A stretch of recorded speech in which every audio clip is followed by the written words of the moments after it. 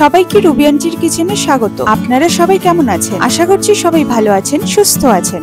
শোলা কচু শুনলেই আপনার কি মনে পড়ে? তেতো স্বাদ, হাত চুলকোনো আর ফেলে দেওয়া যায় এমন একটা জিনিস, তাই তো?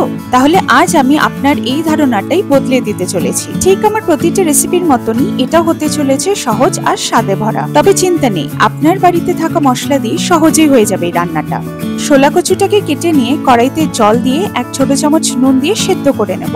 আচ্ছা, আপনি জানেন কি শোলা কচু রান্নার সময় একটা ভুল করলেই পুরো তরকারির স্বাদটাই নষ্ট হয়ে যায়। কিন্তু আমি আজ দেখাবো কিভাবে সেই ভুল না করে সঠিক মশলা সঠিক পদ্ধতিতে এমন স্বাদ বের করা যায়। তবে চিন্তা করবেন না, শোলা কচু কাটতে না জানলেও আমি এখানে আমার ভিডিওটা লিংক করে দিচ্ছি। উপরে আই বাটনটা ক্লিক করলেই আপনারা জেনে যাবেন শোলা কচু কাটার সঠিক পদ্ধতি। কচুটা সেদ্ধ হয়ে গেলে কড়াইতে সর্ষের তেল দিয়ে গরম করে 1 ছোট চামচ গোটা সাদা জিরে দেব, একটা তেজপাতা চিড়ে দিলাম, 3-4টে এলাচ, দারচিনি। তারপর কেটে রাখা আলুগুলোকে দিয়ে সামান্য নুন দিয়ে ভেজে নেব। যতক্ষণে আলুগুলো একটু হালকা লাল রং হচ্ছে আমি একটা মশলা বানিয়ে নেব। আমি একটা আলাদা বাটিতে 1 ছোট চামচ শুকনো লঙ্কা গুঁড়ো, হলুদ গুঁড়ো, জিরে গুঁড়ো, ধনে গুঁড়ো আর সামান্য জল দিয়ে ভালো করে একটা পেস্ট করে নেব। এবার আলুটা ভাজা হয়ে গেলে আমি একটা টমেটো দিয়ে দেবো। তারপরে একটু মিশিয়ে নিয়ে তারপর দিয়ে দেবো সেদ্ধ করে রাখা শোলা কচু। একটু মিশিয়ে নিয়ে আমরা পেস্টটাকে এখানে দিয়ে দেব।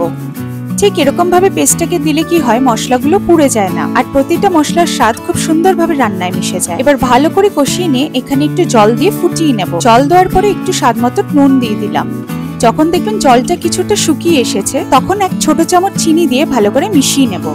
এখানে চিনি দিলে শোলা কচুর স্বাদটা ভালোভাবে ব্যালেন্স হয়। তারপর নামানোর আগে 1 ছোট চামচ ঘি দিয়ে ভালো করে মিশিয়ে নেব। গরম ভাত দিয়ে তরকারিটা খেতে ফাটাফাটি লাগে। দেখলেন তো, শোলা কচুর মতন সাধারণ একটা উপকরণ দিয়ে কেমন অসাধারণ স্বাদের একটা তরকারি বানানো যায়। আর এই চ্যানেলের প্রতিটা রেসিপি আপনি পাবেন ঠিক এমনটাই, একটু ঘরের গন্ধ, একটু সহজতা আর অনেকটা ভালোবাসা।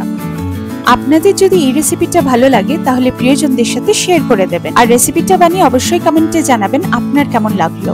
পরের বার দেখা হবে অন্য এক চেনা অথচ নতুন স্বাদের গল্প নিয়ে। ভালো থাকবেন, সুস্থ থাকবেন।